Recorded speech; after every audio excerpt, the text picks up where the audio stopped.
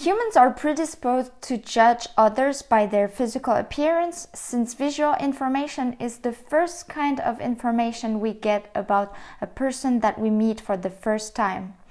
Experience has taught us that appearances can be deceptive, and we are told not to judge a book by its cover and that beauty is only skin deep. The English language is full of such expressions and saying that warn us that physical appearance is not an accurate indication of a person's character. And yet, we cannot help making on-the-spot judgments about people based on their physical appearance. Welcome to this new episode, beautiful souls. This is the Positive Switch podcast. I am here today with Mark.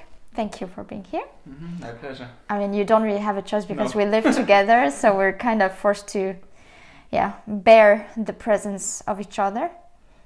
I found this quote, that's an extract from an article I found on Quora that was written by a person. I don't know if I have to say his name or her name.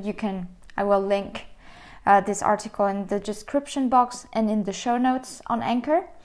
Quora is like a platform similar to Twitter, and I found this was quite accurate for today's topic, which is physical appearance. And I don't know, during the few past days, I thought about physical appearance and how it's something that's quite strongly present in people's lives, I think, for most of us.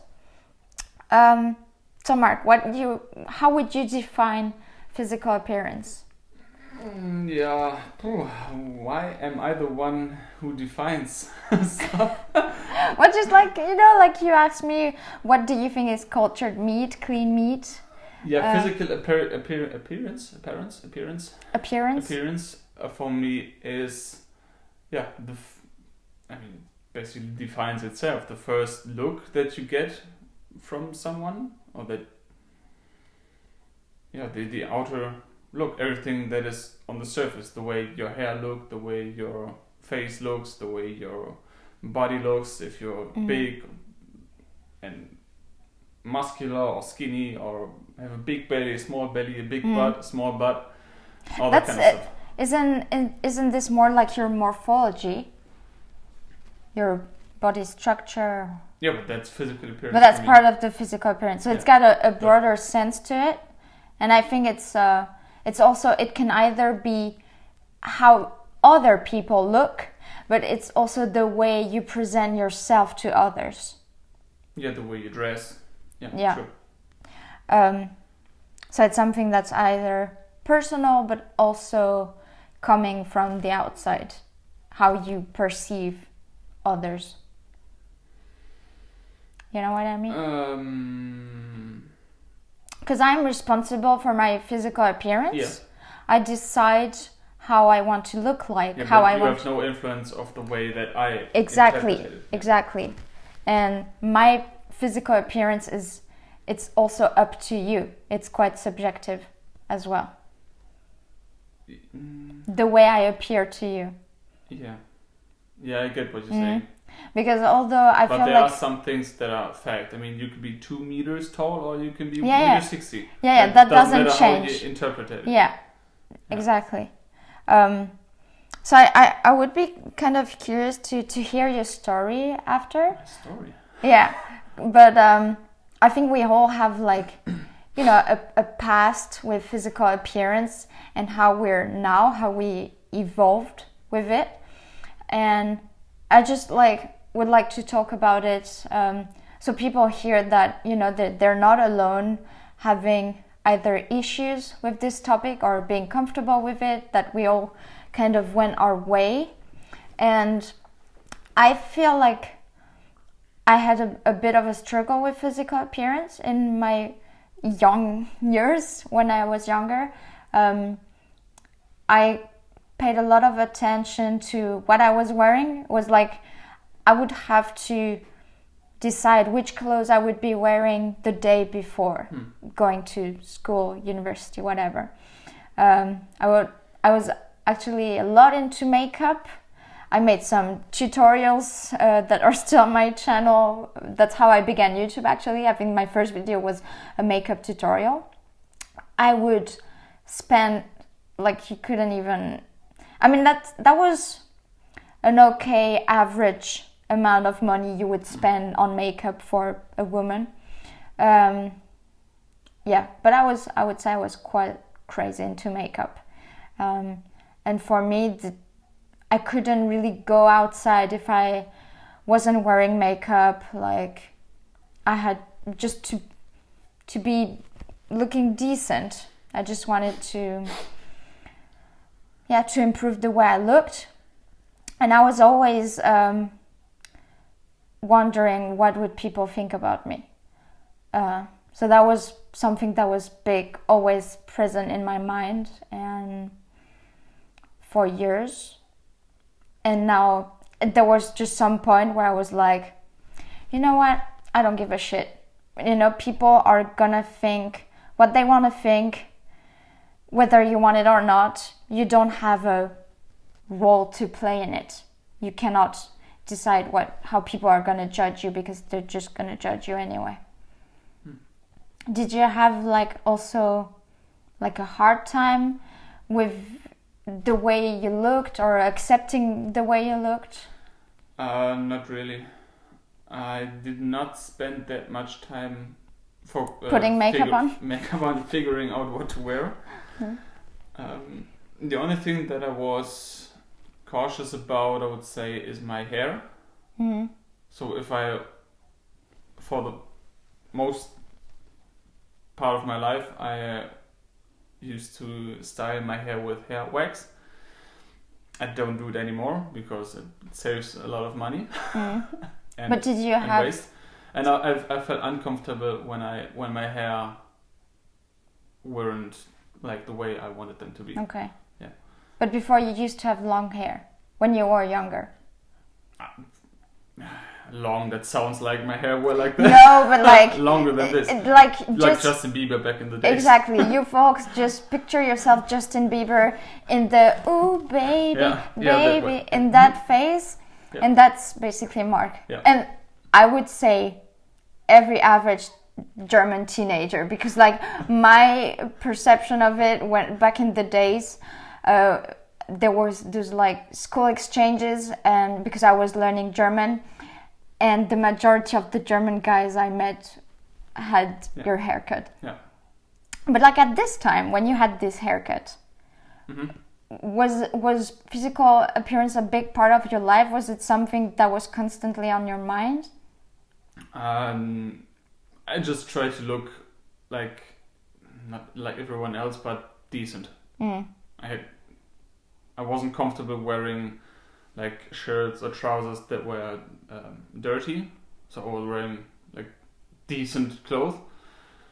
And yeah, my hair, in whatever way that time was like told me to wear my hair.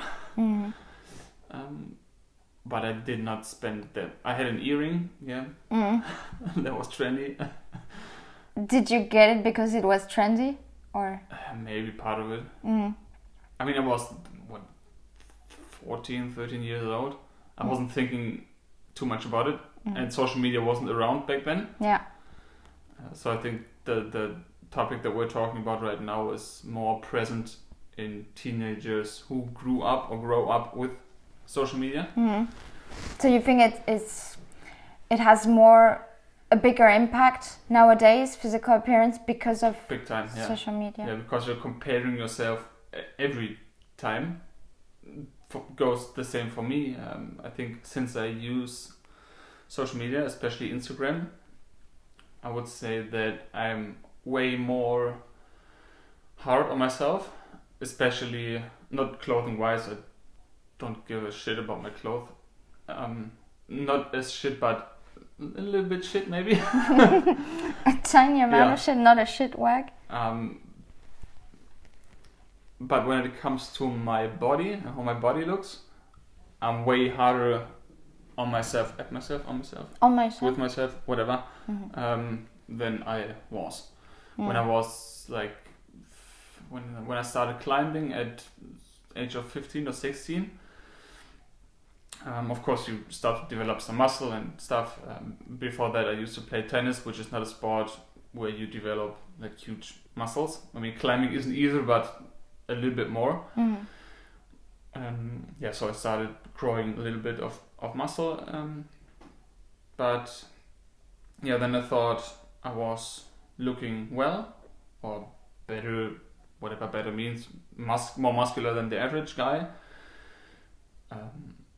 Or more athletic, whatever you want to describe it. But I think since I started using social media, or especially when I went into fitness and bodybuilding, I started to like consume more content on YouTube as well concerning bodybuilding, because I wanted to learn everything about it. And then I started to compare myself with others, obviously. And coming to a point, since I started using social media, Instagram and YouTube, I think that my perception of my body has changed. Like I said, back in the days, I thought like, oh, I'm quite muscular, I look better than the average guy, I felt great.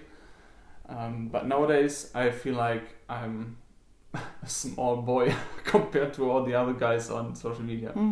So do you think this comparison started since you're bodybuilding in the gym? So that's why you get to be in this environment where you're surrounded by other men and you all have the same goal of building more muscle? No, I think it was a Zufall. A coincidence? A coincidence that the time I used social media more frequently was actually the time I went to the gym or started going to the gym, but I would blame it on social media. Okay. Because you train in the same gym as me. Most of the times the other guys in there don't look that muscular. There are some huge guys and girls, of course, but most of the times the average person who goes to the gym, I would say, does not have more muscle than I. But I mean, like, if you are... But even though I feel like I'm the smallest in the gym. But what I meant is, if you were on social media, but you were not training in a gym, your goal wouldn't be to grow muscle. Would you still be comparing yourself to other men and even to other male doing bodybuilding on social media? Probably not. Probably if my focus had been to get better in climbing, I would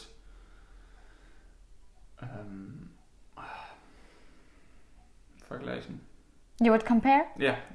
I would compare myself more to other climbers, of course. And I think if I would do that, then I would think, oh, everyone is better than me, I'm the weakest climber on earth.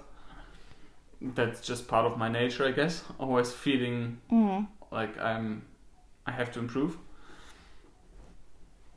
But since the aim of going to the gym is to look a certain way, I think both plays a role. Yeah. Social media and the goal of creating a certain body look. And so, in comparison to your own perception of how you look to others, how much is it important to you the way that other people look? Like, is it more important to you the way you look to others? Or do you pay more attention to how other people look? Like, do you spend your time just watching people and how they look? Or are you more like self-focused? Or before I forget to mention the quote that I heard in a podcast, it goes like, it's not about I got this. It's not about what other people think about you. It's about what you think other people think about you. Because you might think, oh, that guy looks at me and he probably thinks I'm the weakest guy but actually he thinks about his own workout and doesn't even think about you at all. Yeah. So it's about what you think he thinks about you. But I would say that I spend more time judging myself than looking at others and be like, oh, he could grow more legs, he could grow more bicep, whatever. Of course, when I see someone in the gym, male or female, I'm always like not admiring, but it happens. But like trying to not correct them, but in my mind I was like, oh, if he or she would have bigger arms, bigger shoulders, then he would look way more this and that. That happens. But I think I would spend more time judging myself in the mirror. Yeah, and I think that's the case for most of us. We're always constantly judging ourselves. And I think so. You approached this topic in your podcast, the importance of physical appearance as for activists, for animal rights, because obviously as vegan we often come across the dumb argument that vegans cannot get protein and they're protein deficient, which is a very rare condition that and so we feel the need, I mean you and I, we feel the need, like we've got this kind of responsibility of looking good because it's part of the message we want to send across for the animals. I think I even more than you. Yeah, of course, because you've been doing it for longer. But that's also quite present in my everyday life, and I admire a lot of people. Yeah. But I think maybe I'm wrong, but males are. Let me put it another way. When doing street activism as a guy or man, if you are muscular, then it's easier to reach other men, independent of they are training or not. Yeah. Even when someone is not training and he looks at you and you're like huge guy, automatically you have more credibility. Yeah. And as for women, I would say it happens, but not that frequently. Yeah. There are more women who don't give anything about the way your body looks. Yeah, who don't care. More the way about your makeup looks and your shoes and your trousers, maybe. More than they care more about the face appearance rather than the body or the shape.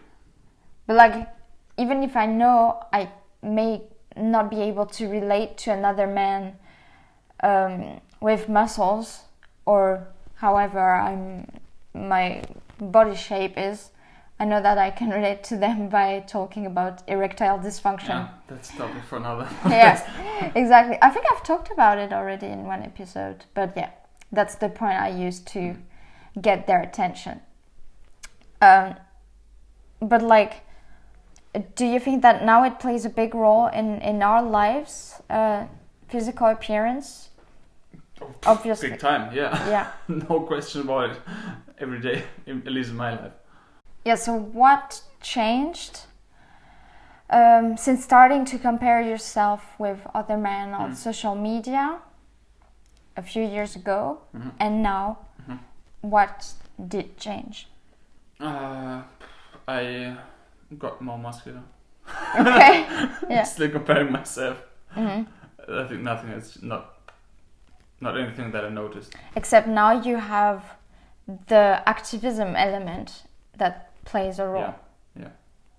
Because, I mean, obviously now, like we saw on Saturday, it's not as easy to show to someone that you're muscular when you're wearing a big coat or whatever, but now your goal might be, I assume, another goal in spring or summer, to be able to show up on the street and while dealing with men, being able to show that you can build muscle on a plant-based diet.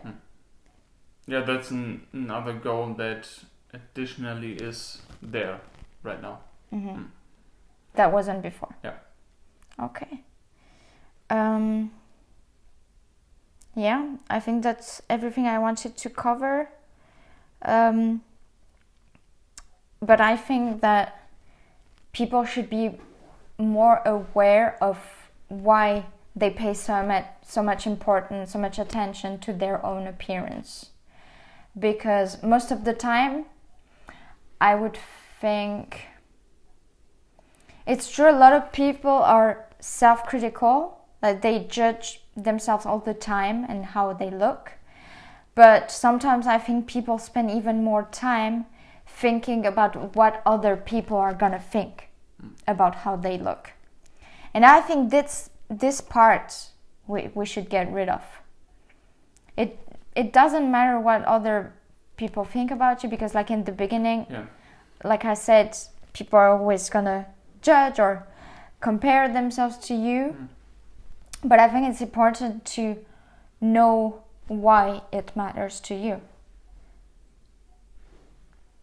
No? Yeah, true. What should I say? Yeah, I don't know if you see it differently, maybe. No, I think it's important to know why it matters to you, because otherwise it's kind of like a vicious circle. I mean, if your goal is to look a certain way just to feel better, good for you. Yeah, and that's a nothing wrong with good enough reason to do it. Even though if your reason why you're going to the gym is to impress girls, do it. If that is what drives you going to the gym and moving your body and being active, then so be it. It's a good thing to walk towards a certain goal. Yeah, exactly. Whether it be to impress girls or to impress men or to look a certain way or to feel better or to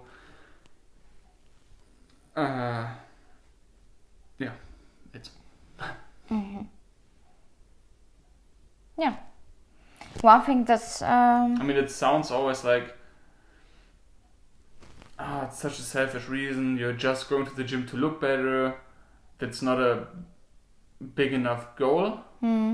But that's what get your ass up to go to the gym. Yeah. That's a good enough Yeah. motive, I think. There's nothing wrong with wanting to look good.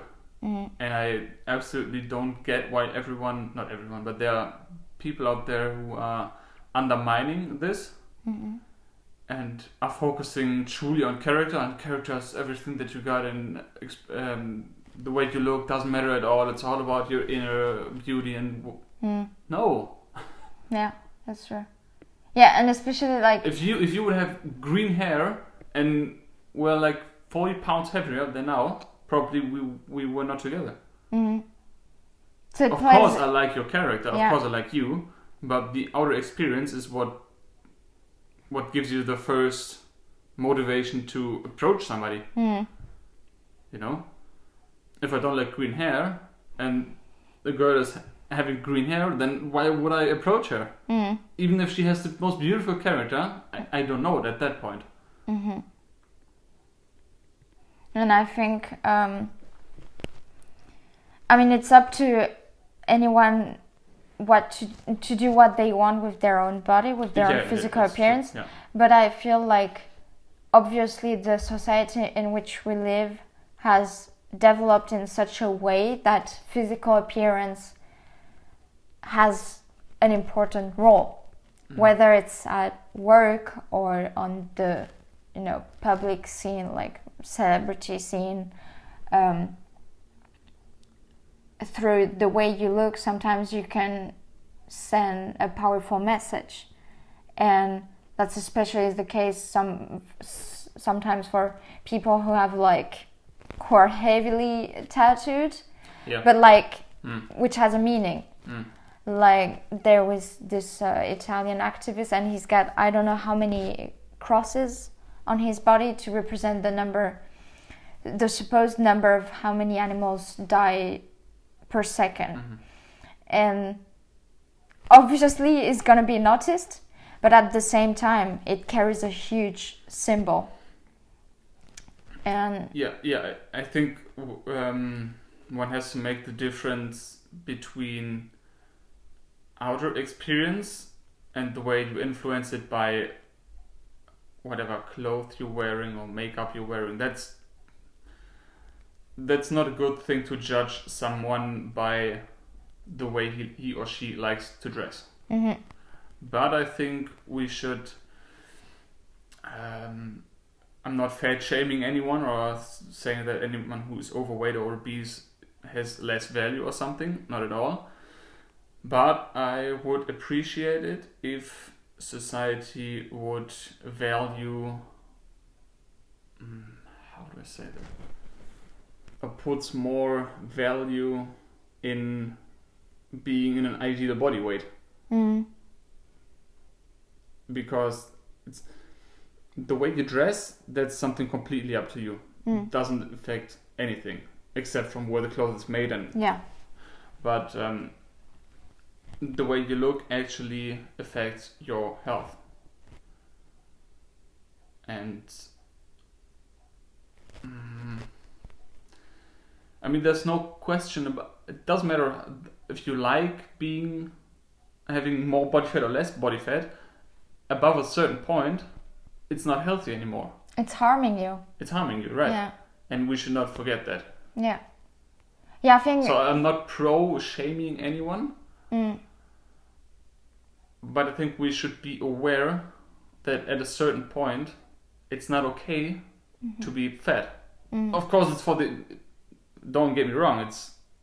It doesn't make you less of a person or a human, but it's not healthy. And society, we as a society, we should be aware of that fact. Yeah. And not be like, oh, everyone should be as he or she wishes. Don't worry, be fat. It's okay. No, it's not okay. It's unhealthy. Yeah, we should encourage people to put their health at risk. Yeah. When we say it's okay to be obese or it's a normal condition. Yeah. No, it's not. And we should make people aware of the fact that the way they're living, the lifestyle they're choosing, or the appearance they're choosing is literally consuming them. Yeah, and others, health costs and yeah. Exactly. And I mean, there are just so many diseases that are, you just increase the risks of almost all. Yeah, you have the increases of heart disease, of diabetes, stroke, kidney failure, joint issues, inflammatory conditions like arthritis and osteoarthritis, and yeah, the list goes on. Yeah. Yeah. And I don't like, that's the last thing I want to say. Of course, we should not, of the same way as we should not judge someone if he or she has more body fat or is out of shape, let's put it that way. Goes the same way if someone is very skinny. We should not judge someone who spends a lot of time in the gym or doing outdoor workout or whatever, building muscle, because oftentimes people are judged not because they are out of shape, but because they are in shape. Yeah. And we're like, oh, he's a dumb bodybuilder, look at his big biceps, probably he has nothing in his brain, or he's, you know? Yeah, and that happens as well. That's it what I used to think. That does not happen for only obese or skinny person. It happens for fit athletes as well. Because they're like, oh, he's just at the gym, he's just on the court, he's just on this and there. So he has no time, he has no girlfriend, he has no relationship, he has nothing else to do. But those people could be the smartest guys on earth. They could be engineers, dentists, nurses, whatever. So it goes for both sides. Yeah. And we should not forget that. Yeah. That's what I used to think about Nimai Delgado. Like without even knowing him or having listened to anything from him, I was like, oh my god, like this looks so unnatural, and like he probably just like his muscle is a chickpea, probably only has a chickpea as a brain. And like after listening to his I think like the first one episode of his podcast with Bianca, or like a conference he did, I was like, okay, it's really not dumb. And so that, yeah, definitely, that's the thing. People think that the society as a whole is only shaming people who are overweight. No. But it can actually go in the other direction. There are so many people. I was almost constantly like, not shamed, but reproached. People assumed I was too skinny, too thin, almost skeletic. What's the name? Very skinny. Malnourished? No, very skinny. Anorexic. Oh, okay. So, and I had an okay weight. I was maybe a little bit underweight, but I was still feeling great. And being on a plant-based diet, now I noticed that I still feel as good as before, but I'm putting on healthy weight and developing muscle, just being fueled by plants. And now looking backward, I feel like I look fine, I look optimal, and I'm still on the way to developing more muscle. But now looking back, I know that I wasn't at my best having so much weight under. But still, that doesn't justify people telling me how I feel, because I know how I feel. And now I'm taking responsibility for the way I look and for the weight I should carry on my body. But yeah, that was just to put things into perspective, that there's not just fat shaming, whatever people call it. But we should all be aware and responsible for the way we feel. And especially when we know that if we're underweight or overweight, we are but we are at risk of increasing several diseases. Then we should definitely take responsibility for it and go in the right direction. All right. And as regards to putting weight and building muscle, since I started 2 months ago, that's also something I will approach in the next episode, and most definitely with you, because you've been coaching me. Like I said, I have no choice. Yeah, and you've been coaching me, so I think you're the most relevant person to have a talk about it with me and to give your own opinion about it. Yeah, so thank you for this watching, thank you for this listening, and we will see you in the next episode. Bye bye.